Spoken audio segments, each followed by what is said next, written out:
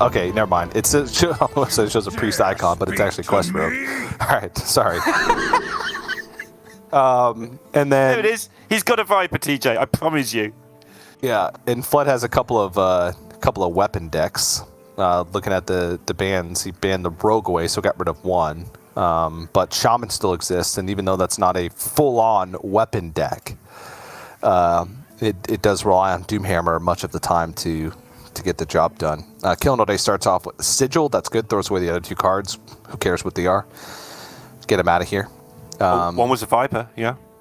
Yeah, who cares what it is? Get it out of here. Sure, they're better cards. And Fled doesn't have anything of use, really. And that's got worse. Job's done. Not quite the abomination of a hand that Dmitry Kazov just started off with, but pretty grim from Fled here. And Killin's hand is a little better. At least he can do some things with the Sigil, with the Acrobatics if needed. Although Acrobatics early is a bit of a two-edged sword, I would say.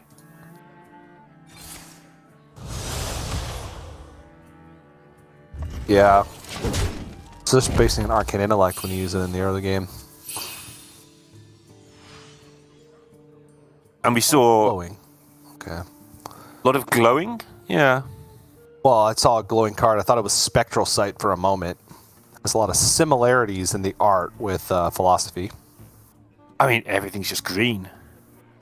Yeah, with a yellow... I grow impatient. Yeah, bright green tones. A lot of dark colors, some purple, black, some fluorescent blue, and then it's glowing golden or yellow.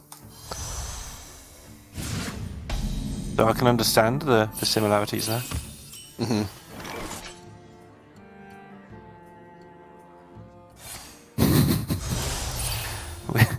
Oh, Another happy guilty. that was... Oh, no, it was next. Now it's not going to be Outcast. Oh, that's rough.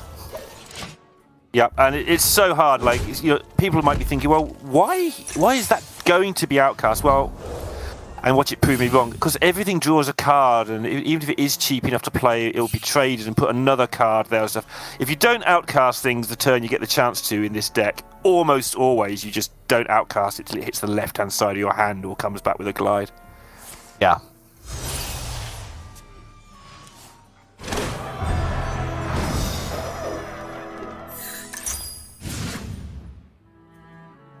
Killing all day. Just progressing, right? Yeah, he's not going fast, but he's going fast enough at the moment. Another happy guilty.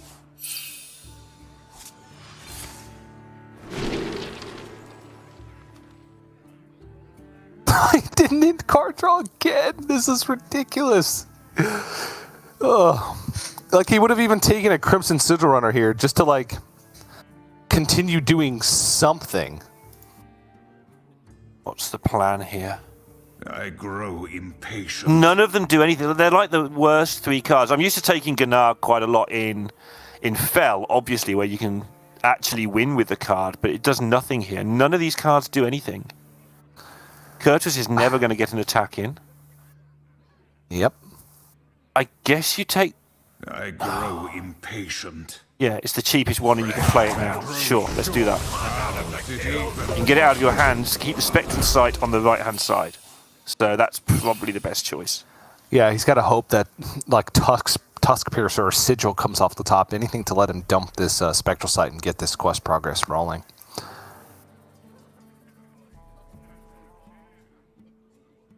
Fled feeling the pressure, because obviously he is, trying to help Rami stay in the league. Yeah. He'll probably feel more responsibility about that than keeping himself in the league, if that was a thing. The league. In Grandmasters. My branding a little bit off there. But not as bad as Rami's branding. Shouldn't he be singing, like, Simply the Best? Because Tina Turner actually sang that song. They will never catch me.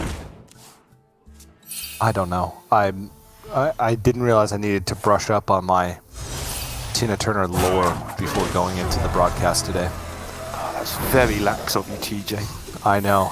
I'm sorry. Old TJ would have brushed up on all the available lore. I should have known better. Is that one of her songs? That also? Yeah, I was gonna say that. Is that also a T-shirt song? Alright, Fled decided that he didn't need that spectral sight. He's just going to draw a different spectral sight. That's how he's going to get out of this. And finally getting himself some kind of hand, but he's a long way behind where Killin's got to.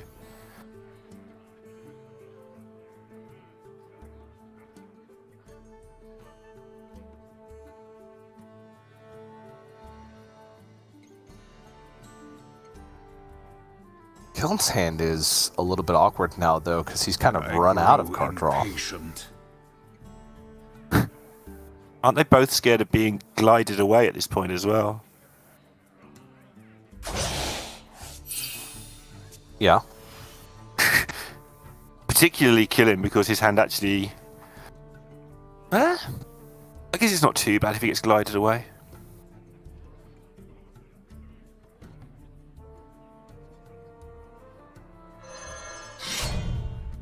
Yeah, now he's actually picked up the glide. He can start to dump a load of stuff and do his own glide, yeah.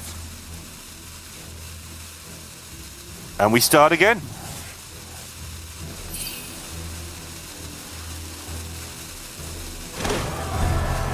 Nope, nope, yep, nope. Oh, glide in outcast position for Fled. That is ideal. Against the Kurtrus! Against the Kurtrus. Obviously, there's always the chance that it can be drawn. He also finds 2 dumpable cards in Tusk Piercer and Sigil. This is fantastic for Fled. Yep. Killer's going to have to find his own Kurtrus now. He nods, but that is a thing that can happen here. Yeah. He played the percentages the right way, but... I mean, it's somewhere in the deck. Again, he could just draw it immediately. He doesn't. Picks up Spectral Sight, though, so there goes the option to play it immediately if he were to pick it up. He'll take this, though. Yeah, he's still ahead.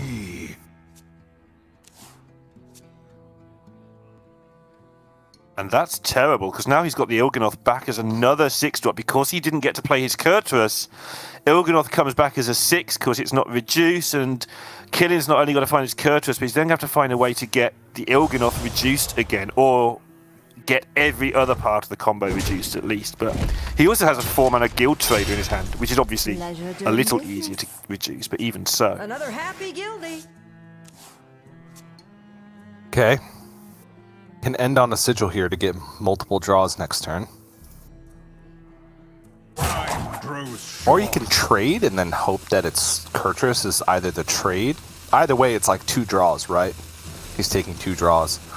And maybe Sigil is better post Kurtrus because you get more discounted cards. I don't know. That one's pretty difficult. Yeah, he's just desperately trying to find Kurtrus of any sort is Killin. Right, Fled. They're both kind of being dictated to by their hands, honestly, at this point. Strategy be damned. He'd do Stelina, and if he got the Kurtrus again. Self-glide? Glide. Yeah, he's going to acrobatics first.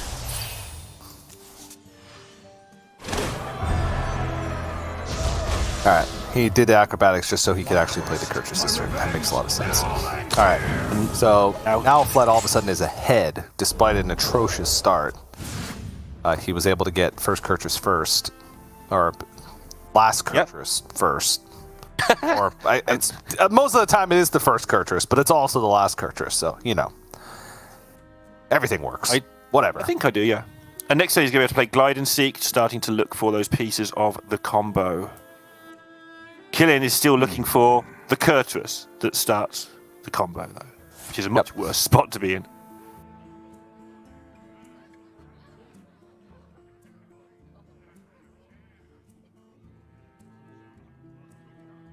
They will never catch me. Just not there.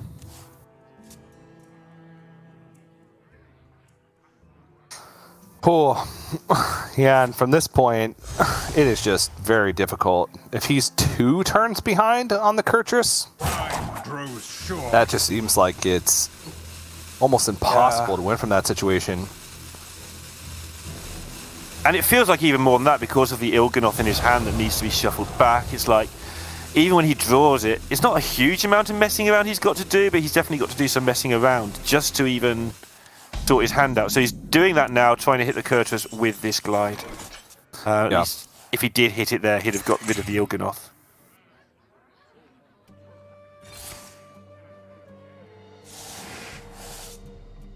We have seen some pretty bad glides already today for people looking for card draw.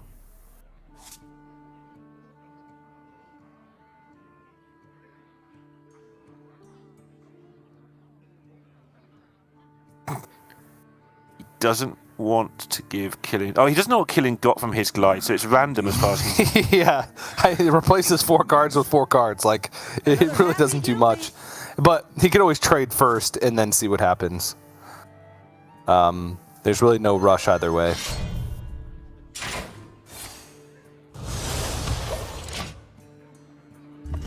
Yeah.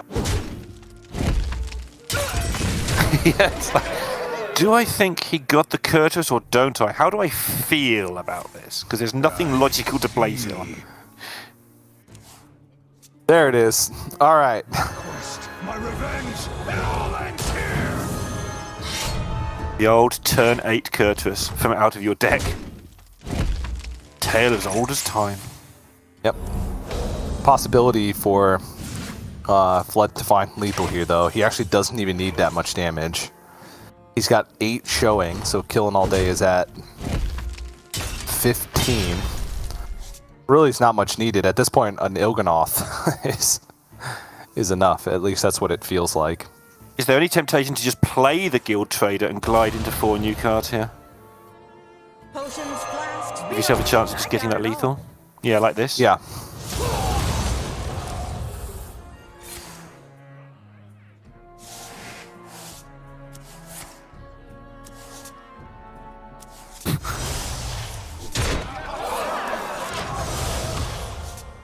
Where's the Il'gynoth? Doesn't hit No it. card draw. And doesn't, yeah. I mean, looking at his deck, he's got Guild Trader, Persistent Peddler, Spectral Sight. I mean, he's actually lacking in like actual card draw. Which is unfortunate, especially now that he's traded away, but so is Killen. They've both got no card draw, they've just got garbage in their hands. That was T'Pau. I grow impatient. So Killing can clear up the things on the board.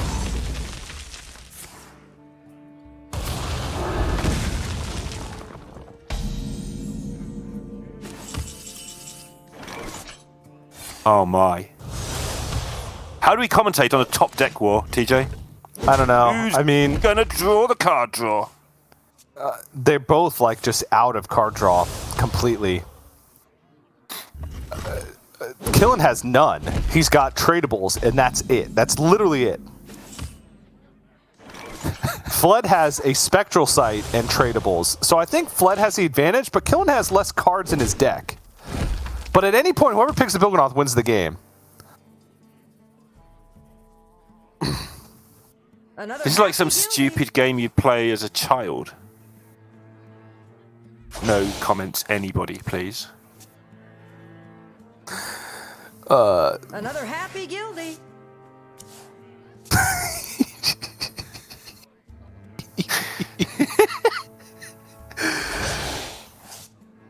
Oh. There it is. But has he got enough mana to do it? I don't think he has. No, he doesn't. He's That's got the it next turn, advantage though. built up. Oh. Got it next turn.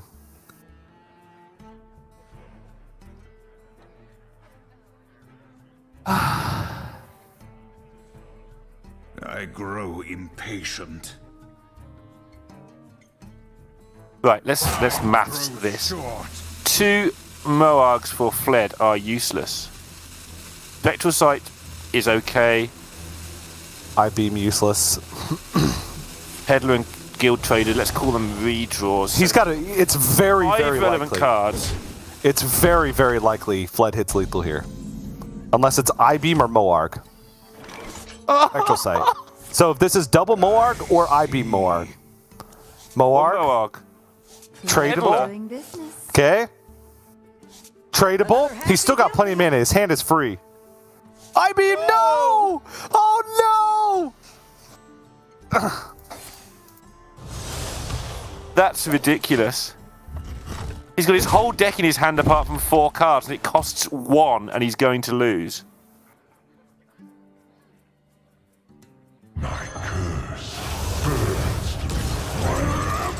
What a game of Hearthstone. That is rough.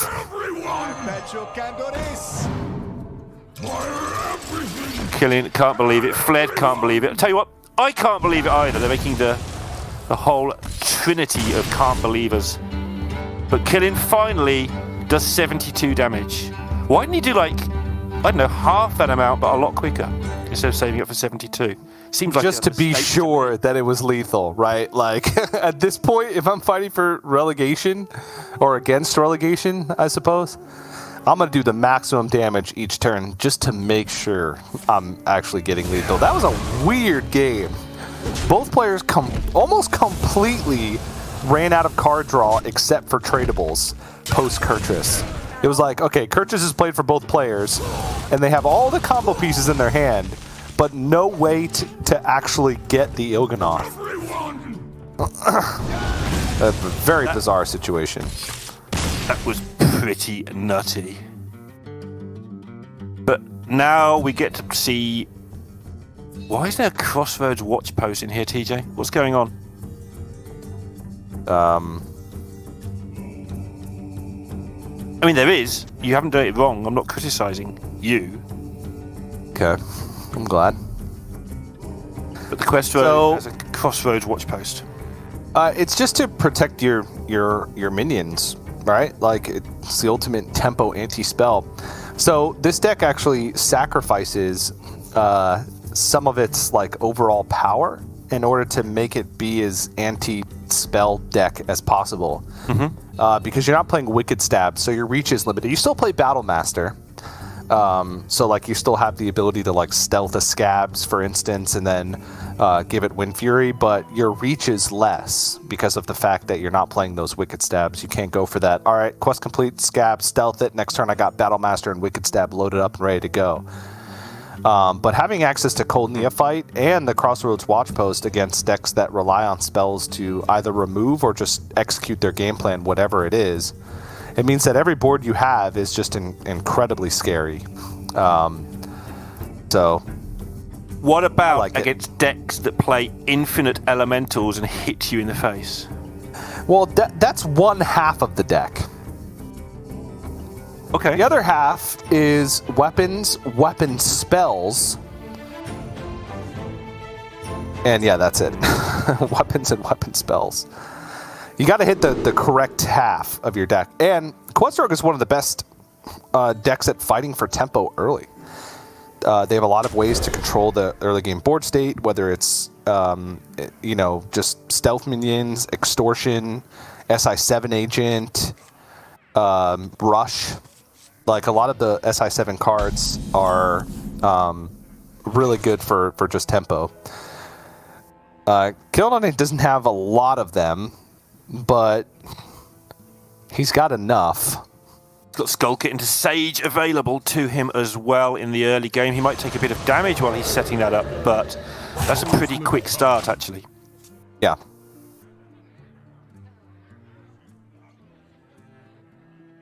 Oh, wrong half of the deck. Try again. I think he's actually having a look through the deck list here to see if he can get away with not playing the quest, but that seems like a route to not having a win condition. Well, he's thinking what can actually come down on 2 that's good in this situation. Be like another Welling Vapor, Cage Mash Custodian, Kindling Elemental. So if he can get a value trade here with this Cold Neophyte, it'll be worth it to not have to play the quest. Yeah, Fled couldn't believe what he saw there, but it's a good call from Killing, and especially under this much pressure. Like, it's a call you can make on ladder, but making this under this much pressure is a tough one. Yeah.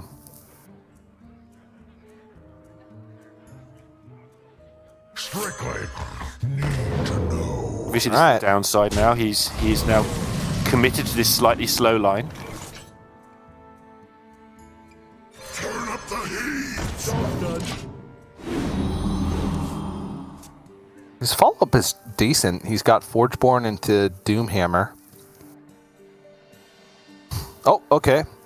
Quest plus SI7, and if that's the line, I imagine he keeps the Soaker stealthed. Yeah. And that's what he's worrying about, because his turn 4 doesn't look much fun if he goes with this SI7 line. So he just wants to double check that there's nothing better going on turn 4.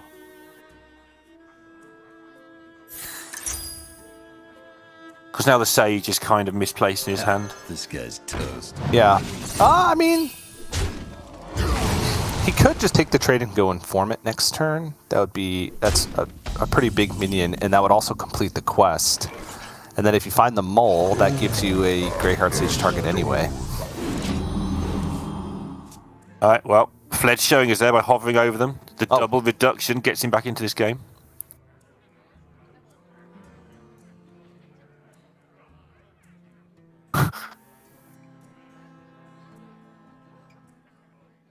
Home in the shadows.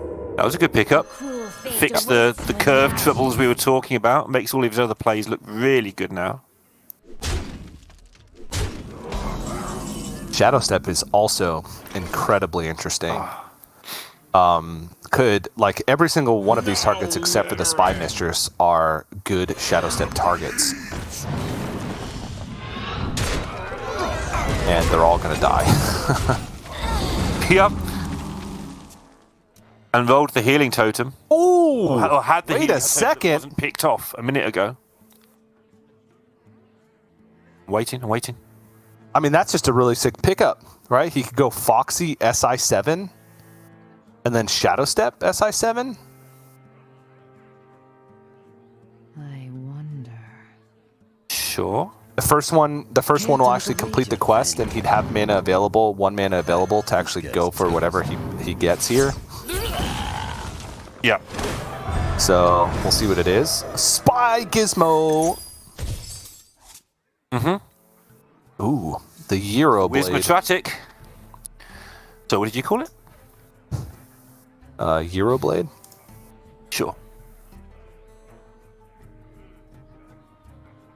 I learned them all for week 2 after our disaster of week 1.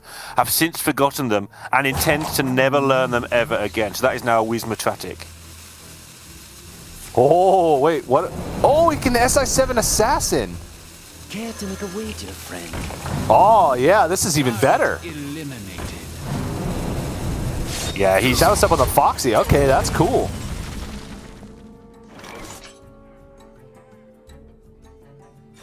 Yeah, Fled's got the least synergy possible in his hand as well with this double note taker. Yeah, this Double is Doomhammer. looking quite poor, to be quite honest. Lacking a ton of damage, and Killing All Day is not going to stop with these minions. He's going to make this Informant as big as possible, play the Extortion. This will complete one part of the quest. He's just missing one SI7 card to get the Scabs, because he's going to play Informant this turn and probably the Euro Blade. Ooh, the Noggenfog Generator as well. That's a ton of damage, actually, for next turn. That's a lethal setup. There's 18 just being represented on board, and Fled's at 16.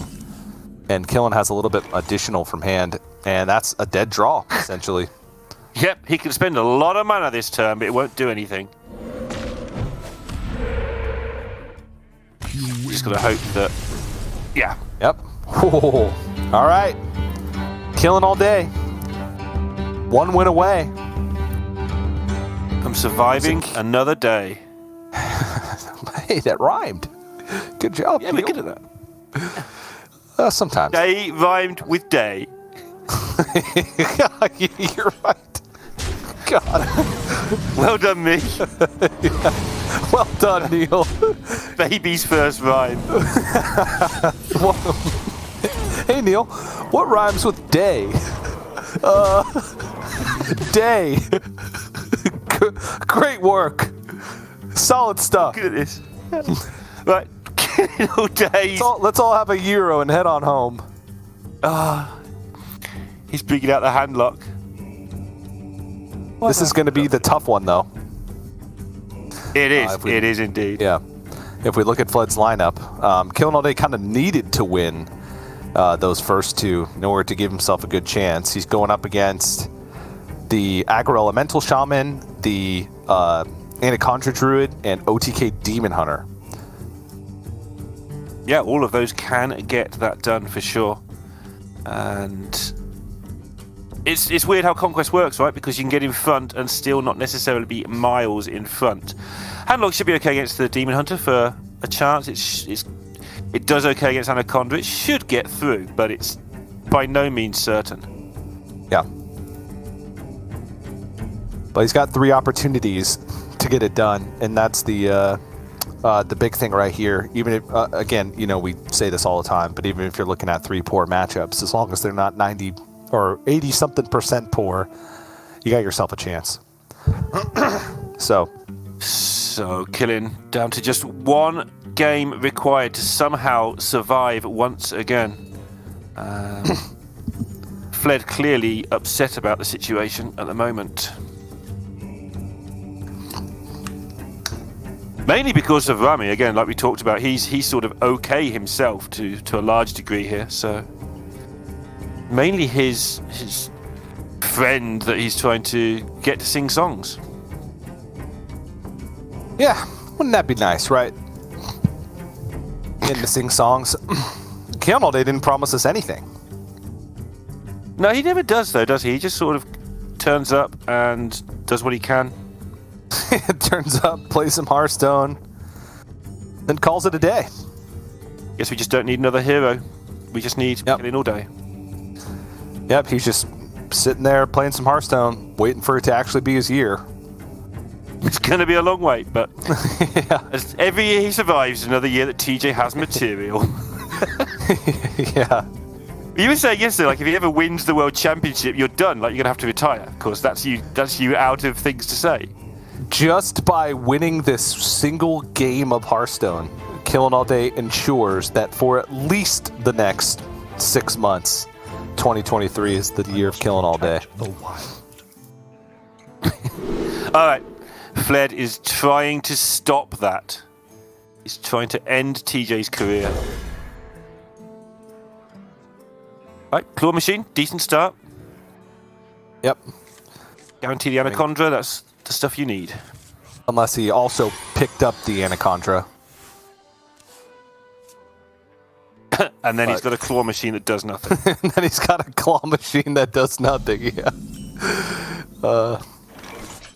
Not the best hand to go alongside it, though. That's the issue here. Killing's just not feeling playing quests on 1 today. Oh, he has played the quest on 1. What else would he have Going done? crazy. I'm like, what? What's going on? He just, I need to look for a next level play here. What can I do? All right, not play the quest on 1, still tap on 2. That'd be good. That's how Handlock used to work in the olden days. In Classic, you didn't play the quest on 1, and then you tapped. Yeah. It's probably thinking to Quest himself, didn't exist. what rhymes with quest? No quest. Simply the best. Yeah.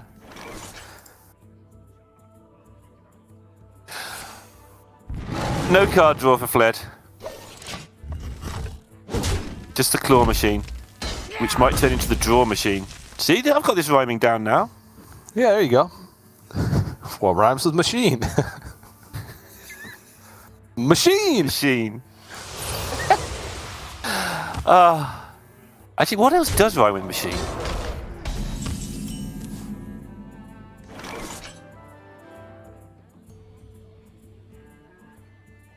I'm sure Raven would say something that sounds like it rhymes with machine. We'll work it out. I'm thinking about it. Hold on. Don't get fired. Bean. What to do? Bean? Yeah. Speaking That'll of do. Raven. Or does Raven like beans? Yeah. Intervene. There we go. Between. Oh, now you're Googling. Scene. Obscene. Clean. Charlie Sheen.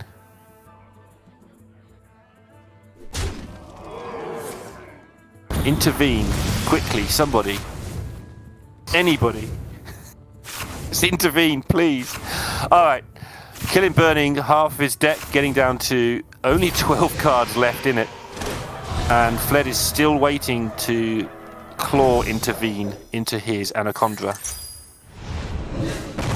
Yeah. So he lost Battlemaster, Knoll, second Soul Rend, which is a big deal, and Touch of Natharzim. I mean, in the grand scheme of things, it's not that bad because he just got through to the bottom of his deck, which means that now the Scavengers are going to be activated. Next turn, he could like raise dead or tap. Actually, raise dead would be sick because it'd fill up his hand for a Netheron. And then he's likely to get back another Cult Neophyte and then just be able to chain Cult Neophytes forever. Sottle's trying to tell us the rules. About What are the syllables. rules? Something about 2 syllables. What's a syllable? I don't know. All I know is machine rhymes with machine. It doesn't have to have the same amount of syllables to rhyme. That's silly. It doesn't. That'd be stupid. Most of my rhymes have the same number of letters and the same letters. I wonder. Flood is stressed out right now. This has not been the best of starts. Obviously, the Claw Machine Keep, I like it because it guarantees him an opportunity to get the Anaconda. He did have the Glowfly Swarm, but it was swiftly met with a Get accustomed to the Soul Rend, which Killing All Day was kind of happy to do because it allowed for turns like this. And now, Killing gets to present a lot of big threats. Well, a few big threats, but the biggest deal is the double Cult Neophyte. So now, Flood can ensure the Claw Machine and get the Anaconda pulled out of his deck. And he knows Battlemaster's not there. Right. Which is a good job, because if it was there, he'd be dead. Yes. Killing can Does play have... another Cold Neophyte this turn, which, with knowing Anaconda's there, it doesn't do that much, but it does enough, I feel. So many possibilities. I feel like I've said this in every game for every player today, but Fled has no card draw to go with this Anaconda. Yeah. I mean, he doesn't really have anything. Well, he's got the Gemination, so if he can get some card draw, things change in a hurry. Yeah, but the problem is it's going to cost more. Mm-hmm. And all of this hard ramp that he has in his hand, the Lightning Bloom, Innervate, things like that, it just doesn't really do anything. And Killing All Day is not really going to stop. He's going to play a Flesh Giant. And I just don't know if Flood's going to have enough stuff to be able to handle all this. No, Druid just usually wouldn't have the removal here. This needs to be some crazy pickup. Not it. Looks like your boy's going to survive. And it looks like Rami's amazing late season run over the last 2 weeks is going to be in vain at the last possible minute. Well, I mean, he can play the Cenarian Ward. No, he can't. He can play an Arbor Up. And he can Lunar Eclipse away something and then play an Arbor Up. But Killing All Day has double Bristleback, Drain Soul, Touch. It's only that single taunt that's in the way. And he only needs to sink through 8. He's actually just got lethal on board with just trades. Gonna show the Bristleback and Killing. A pretty rare pop-off, to be honest. Sometimes we'll get a little bit of a fist bump, but qualifies to the finals with this win and also saves himself from relegation. Killing All Day will be back for another season. And you know what that means, Neil. It means that next year, 2022. The year of killing all day. That's right. Amazing. 2 seasons in a row he's done this, or similar. Saved himself at the end. Fled will be upset with himself there. No doubt he'll make an apology to Rami or something later, but he did nothing particularly wrong here. He just lost the most turgid top deck war I've ever seen in Hearthstone in game 1, and then just couldn't get anything going in games 2 and 3 either. Killing played game 2 in particular, I felt really well with. Foregoing the quest, get the tempo on the board, and keep the elementals out of there. So he does go through to the final and does not join Eddie in the relegation. That will unfortunately be Rami at 94.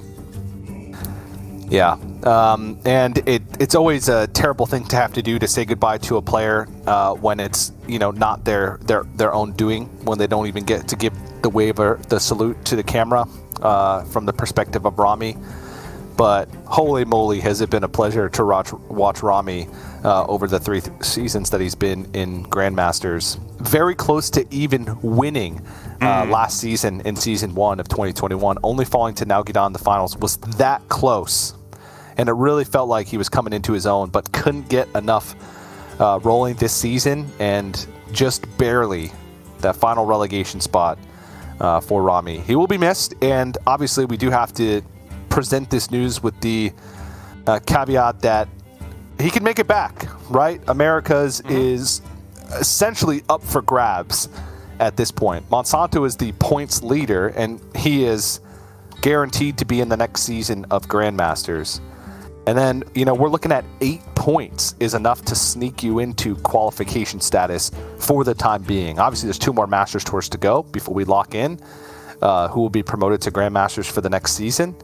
But with the history of America's performances, Rami could just come to the next Masters Tour, which he is guaranteed qualification for, just from his Grandmaster status for the season.